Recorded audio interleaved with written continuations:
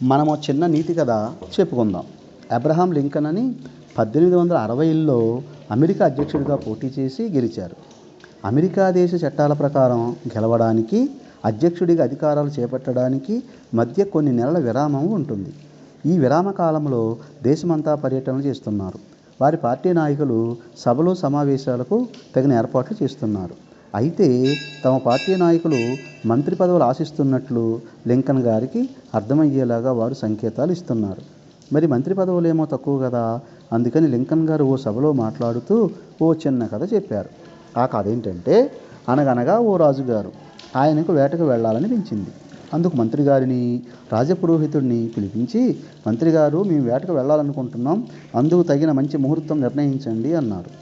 ఆ ముహూర్తానికి రాజుగారు మందీ మార్బలంతో వేటకు బయలుదేరారు.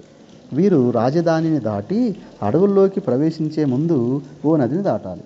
అలా దాటుతున్న సమయంలో బట్టలు ఉతికే ఒక వ్యక్తి రాజుగారిని, రాజపరివారాన్ని ఎగాదిగా చూడటం రాజుగారు గమనించి, ఆ వ్యక్తిని ఇటు తీసుకురండి అని ఆదేశించారు. రాజభటులు వెళ్ళి ఆ వ్యక్తిని తీసుకువచ్చారు. రాజుగారు ఆ వ్యక్తితో, ఏమయ్యా, మా వంక అంత విచిత్రంగా చూస్తున్నావు అని అడిగారు.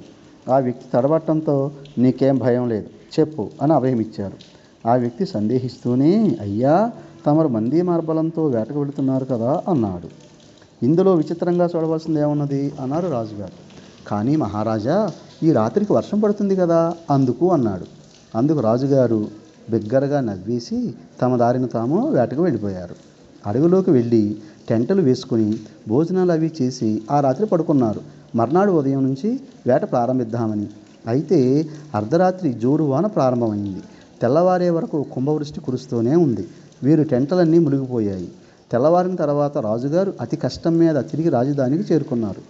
మా మంత్రి పురోహితులు తెలివైనవారు. వర్షం వస్తుందని అతడికి ఎలా తెలిసింది? కాబట్టి అతడినే మంత్రిని చేద్దామని నిర్ణయించుకుని రాజ్యసభకు రప్పించారు. మా మంత్రి, పురోహిత, సామంతులకు కూడా తెలియలేదు వర్షం వస్తుందని. నీకు తెలిసింది కాబట్టి నీవే తెలివైనవాడు, అందువలన మా మంత్రులందరినీ పీకేసి నిన్ను మంత్రిని చేస్తున్నాను అన్నారు రాజుగారు. అందుకు ఆ వ్యక్తి కంగారుపడి, అయ్యా, క్షమించండి, వర్షం వస్తుందని నాకు నా గాడిద చెప్పింది అన్నాడు. రాజుగారు, నీ గాడిదకి ఎలా తెలుసు అని ప్రశ్నించారు. నా గాడిద 2 చెవులు పైకి పెడితే ఆ రాత్రికి వర్షం వస్తుంది అన్నాడు. అంతే, రాజుగారు ఆ గాడిదను తెచ్చి మంత్రిని చేసేశారు. ఇక అక్కడి నుండి అనాదిగా గాడిద జాతికి చెందిన వారందరూ మంత్రులవుతున్నారు అని తన ప్రసంగాన్ని ముగించారు. లింకన్ గారి కథ విన్న తర్వాత చాలామంది పోటీ నుండి తప్పుకున్నారు. ఈ కథ వలన తెలిసిన నీతి ఏమిటంటే, దేనికైనా అర్హత ఉండాలి. అర్హత లేకుండా ఆశపడితే మనం గాడిదలం అవుతాం.